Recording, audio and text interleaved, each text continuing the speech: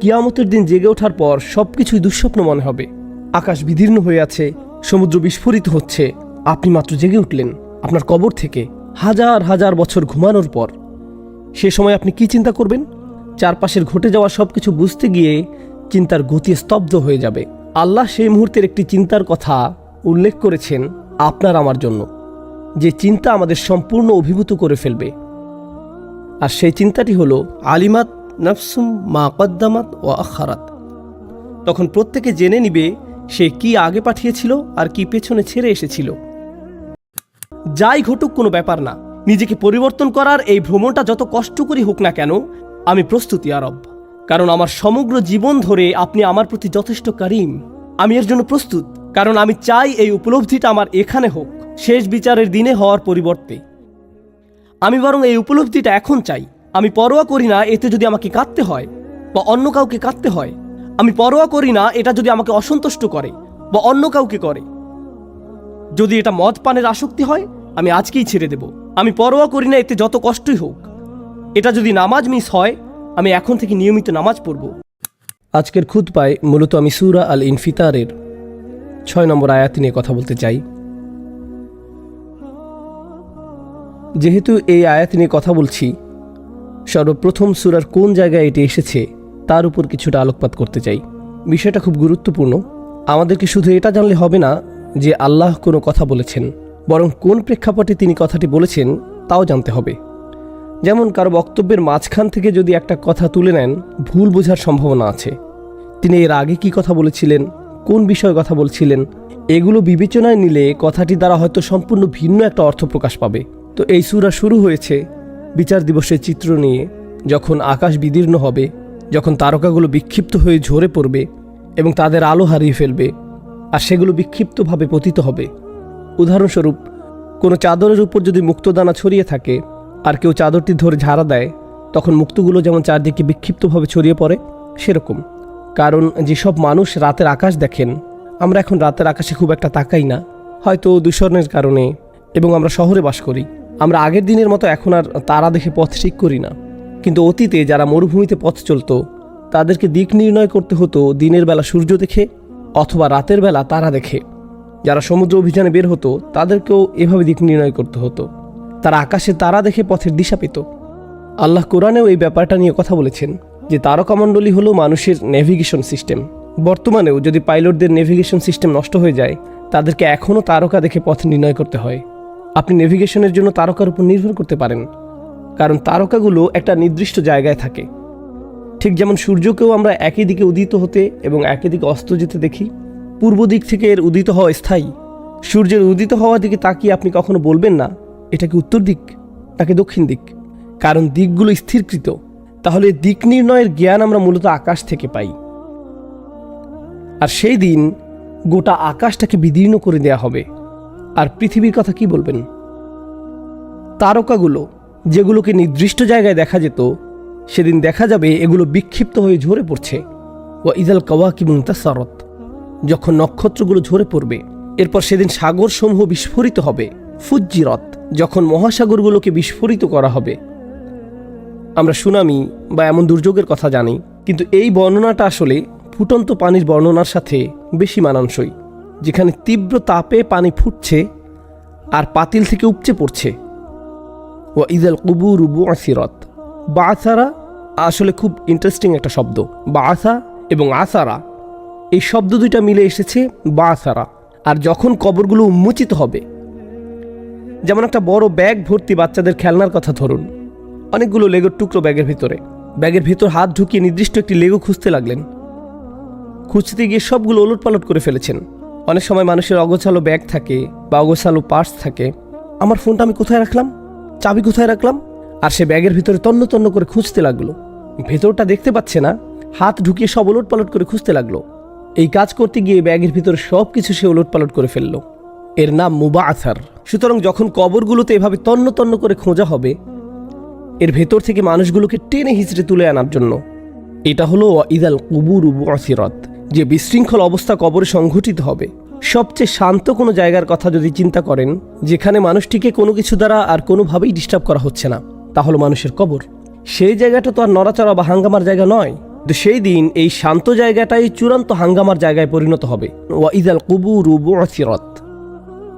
এমন অবস্থা যখন চলতে থাকবে, কল্পনা করুন একজন মানুষকে মাত্র তার কবর থেকে টেনে হিঁচড়ে তোলা হলো। কেউ যদি আপনাকে হঠাৎ ঘুম থেকে জাগিয়ে তোলে, তাড়াহুড়া করে জাগিয়ে তোলে, সে মুহূর্তে আপনার মাথায় প্রথম যে চিন্তাটি আসে, কিছু ঘটেছে, কেন জাগালে, কেন জাগালে? বা আপনার মাথায় তখন কিছুই কাজ করে না, আপনি সম্পূর্ণ ভেবাচাকা খেয়ে আছেন। কিয়ামতের দিন জেগে ওঠার পর সবকিছুই দুঃস্বপ্ন মনে হবে। আকাশ বিদীর্ণ হয়ে আছে, সমুদ্র বিস্ফোরিত হচ্ছে, আপনি মাত্র জেগে উঠলেন আপনার কবর থেকে হাজার হাজার বছর ঘুমানোর পর। সে সময় আপনি কি চিন্তা করবেন? চারপাশের ঘটে যাওয়া সবকিছু বুঝতে গিয়ে চিন্তার গতি স্তব্ধ হয়ে যাবে। আল্লাহ সেই মুহূর্তের একটি চিন্তার কথা উল্লেখ করেছেন আপনার আমার জন্য, যে চিন্তা আমাদের সম্পূর্ণ অভিভূত করে ফেলবে। আর সেই চিন্তাটি হলো আলিমাত নাফসুম মা কদ্দামাত ও আখারাত। তখন প্রত্যেকে জেনে নিবে সে কি আগে পাঠিয়েছিল আর কি পেছনে ছেড়ে এসেছিল। আরবি ভাষার ছাত্রছাত্রীরা জানেন তাকদিম এবং তাখির, মুকদ্দাম এবং মুআখার। তাদের জীবনে তারা কোন বিষয়টাকে মুকদ্দাম বানিয়েছিল এবং কোন বিষয়টাকে মুআখার বানিয়েছিল, কোন ব্যাপারটাকে তারা সামনে রেখেছিল এবং কোন ব্যাপারটাকে তারা পেছনে রেখেছিল। সাধারণ ইংরেজিতে বললে কোন ব্যাপারটাকে তারা প্রায়োরিটি দিয়েছিল এবং কোন ব্যাপারটাকে তারা পিছনে ফেলে রেখেছিল। আমাদের সমগ্র জীবন আসলে এটাই। আমার এবং আপনার জীবনের প্রতিটি দিন কিছু জিনিস প্রায়োরিটি পায় আর কিছু জিনিস পরে করার জন্য ফেলে রাখা হয়। আমি ভাবি আমার হাতে অনেক সময় আছে, একটু বিশ্রাম নেই। আমার বিশ্রাম তখন প্রায়োরিটি পায়। যে কাজ বাকি আছে তা পরে করা যাবে। যদি বলি আগে কাজ শেষ করি, খাওয়া দাওয়া পরে করা যাবে, তখন আমার কাজ প্রায়োরিটি পায় আর খাওয়ার কাজটা অপেক্ষমান থাকে। সারাক্ষণ আমি কিছু বিষয় মুকদ্দম বানাচ্ছি আর কিছু বিষয় মুআখার বানাচ্ছি, রাইট? এটা হলো সময়ের বিবেচনা। সময়ের বিবেচনায় বলি, আচ্ছা সাপ্তাহিক ছুটিতে এটা করব, সপ্তাহের অন্য দিনগুলোতে ব্যস্ত থাকি, ছুটির দিনে এটা করব। তাহলে আপনার চাকরি হয়ে গেল মুকদ্দম আর অন্য যে কাজ পরে করবেন সেটা হয়ে গেল মুআখার।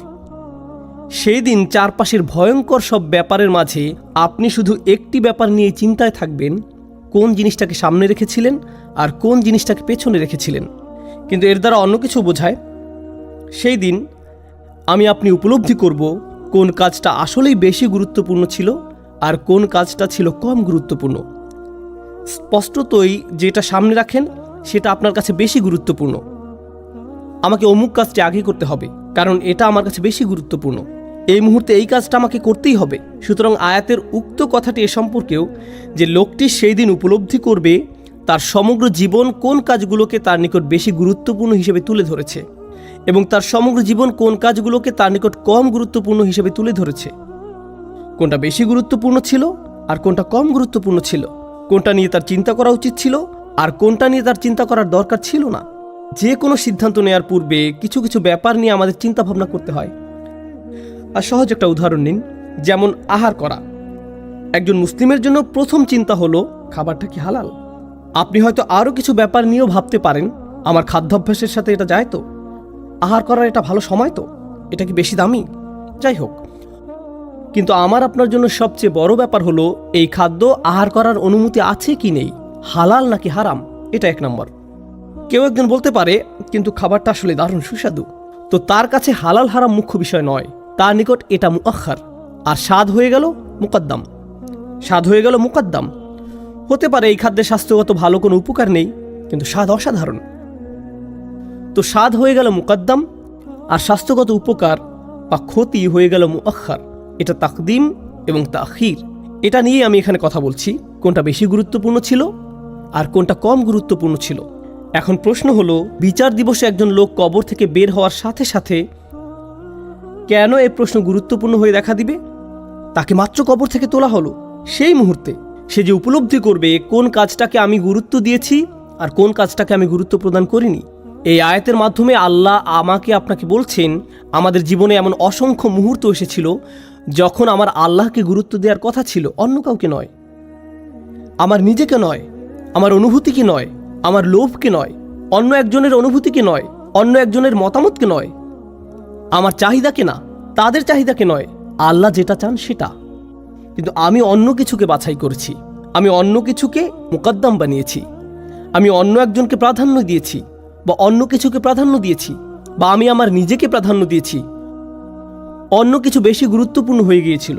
জানেন, আমরা যতই নিজেদের এই বলে বুঝ দেই না কেন যে এতে কোনো সমস্যা নেই, আমরা তখন আসলে নিজেদের সাথে মিথ্যে বলছি। বাস্তবতা হলো আল্লাহ এবং তার রসুল সাল্লাল্লাহু আলাইহি সাল্লাম যখন আমাদের কিছু বলেন, যখন তারা আমাদের বলেন অমুক কাজটি করা ভুল, যখন তারা আমাদের বলেন অমুক কাজটি করা বাধ্যতামূলক, তোমাকে এভাবে এটা করতে হবে, তারা এমনটা করছেন কারণ তারা আমাদের ভালো চান। আল্লাহ আমার ভালো চান এবং রসুল সাল্লাল্লাহু আলাইহি সাল্লাম আমার জন্য বেশি ভালো চান, এমনকি আমি আমার জন্য যত ভালো চাইতে পারবো তার চেয়েও। রসুল সাল্লাল্লাহু আলাইহি সাল্লাম নিজেকে এমন একজন হিসেবে বর্ণনা করতেন যিনি, জানেন তো, পতঙ্গ পোকামাকড় বাতি দেখলে কি করে? তারা তার উপর ঝাঁপিয়ে পড়ে, তারা আগুনে ঝাঁপিয়ে পড়ে, আর আপনি তাদেরকে হাত নেড়ে তাড়িয়ে দিতে চান, রাইট? এখন তো বাজারে মশা ধরার লাইটও পাওয়া যায়। প্রতিবার কোনো মশা এতে উড়ে এসে পড়লো, খটাস করে আপনি শব্দ শুনতে পান, রাইট? আমাদের রসুল সাল্লাল্লাহু আলাইহি সাল্লাম এরকম একটি উপমা দিয়েছেন। আর আমাদের যখন তাড়িয়ে দেওয়ার চেষ্টা করা হয় তখন আমরা বলি, আপনি কেন আমাকে কিছুই করতে দেন না? আমার জীবনটা কেন এত কঠিন করে তুলছেন? এত কঠিন কেন আপনি? আমাকে কেন পড়তে দেন না? আমাদের নিজেদের কাছে যেটাকে বেশি গুরুত্বপূর্ণ মনে হয় সেটা নিয়ে আমরা এতটাই বিভ্রান্ত।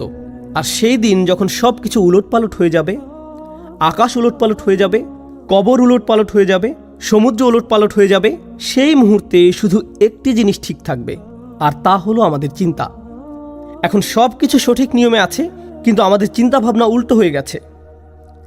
আর বিচারের দিন সব কিছু উল্টে যাবে, কিন্তু আমাদের চিন্তা সঠিকভাবে পুনর্বিন্যাস লাভ করবে। এখন আমি জানি কোনটাকে আসলে বেশি গুরুত্ব দেওয়া উচিত ছিল আর কোনটাকে ফেলে রেখেছিলাম। আজ আমার আলোচনার বিষয় আসলে এই আয়াত নয়। যে আয়াত নিয়ে কথা বলতে চাই তা হলো পরের আয়াত, ইয়া আইয়ুহাল ইনসান মা গাররাকা বিরব্বিকাল কারীম। হে মানুষ, ইয়া আইয়ুহাল ইনসান, হে মানুষ। প্রসঙ্গত, ইনসান দুটি জিনিসের সমন্বয়ে গঠিত। আল্লাহ যখন আমাদের মানুষ বলে সম্বোধন করেন, হে মানুষ, এর দ্বারা বোঝায় যে প্রচুর পরিমাণে ভুলে যায়, নিসিয়ান থেকে আগত, ও ভুলমনা সৃষ্টি। এভাবেই আল্লাহ আমাদের সম্বোধন করছেন। শব্দটি নিয়ে অন্যভাবেও চিন্তা করা যায়। উনস থেকে এটি আগত, যার মানে ভালোবাসা এবং দরদ। তোমরা ভালোবাসায় পূর্ণ এক সৃষ্টি, তোমরা ভালোবাসা পেতে চাও। বিড়াল আলিঙ্গনের প্রয়োজনীয়তা অনুভব করে না, কিন্তু শিশুরা চায় তাদেরকে কেউ ভালোবাসায় জড়িয়ে ধরুক। এমনকি বড়রাও চায়। তারা চায় সবার কাছে গ্রহণযোগ্য হতে। তারা চায় মানুষ তাদেরকে ভালোবাসুক, গ্রহণ করে নিক। আবার তারা ভালোবাসা দিতেও চায়। অন্য সৃষ্টির মাঝে সাধারণত এগুলো দেখা যায় না। ঠিক এই কারণেও আমরা ইনসান।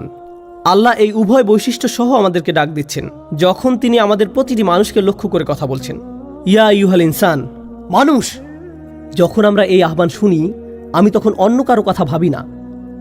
আমি আগের দিনের কোনো জাতি নিয়ে ভাবছি না, বা অবিশ্বাসীদের নিয়েও ভাবছি না। আল্লাহ বলেননি ইয়া আইয়ুহাল কাফির, তিনি বলছেন ইয়া আইয়ুহাল ইনসান। তিনি আপনাকে আমাকে উদ্দেশ্য করে বলছেন। তিনি এমনকি বলেননি সেই দিন আল্লাহ বলবেন। শুধু এই শব্দগুলো সেদিন বলা হবে। তাই আমরা জানি না কে এখানে কথা বলছেন, এখানে কয়েল কে। এ সম্পর্কে একভাবে চিন্তা করা যায়, আল্লাহ নিজে এই কথাগুলো আমাদের বলছেন। এ নিয়ে অন্যভাবেও চিন্তা করা যায়। ব্যাপারটা এরকম, যখন বিচার দিবস আসবে তখন উপলব্ধি করবেন কোন কোন ব্যাপারগুলোকে আপনি বেশি গুরুত্ব দিয়েছিলেন, অথচ কোন কোন ব্যাপারগুলোকে বেশি গুরুত্ব দেওয়া উচিত ছিল। কেমন করে যেন খুব সহজেই আপনার রবের কথা ভুলে যেতেন, খুব সহজেই আপনার প্রভুকে পরিত্যাগ করতেন। মা গাররাকা বিরব্বিকাল কারীম। মা এখানে প্রশ্নবোধক শব্দ। কোন জিনিসটা তোমাকে প্রতারিত করলো?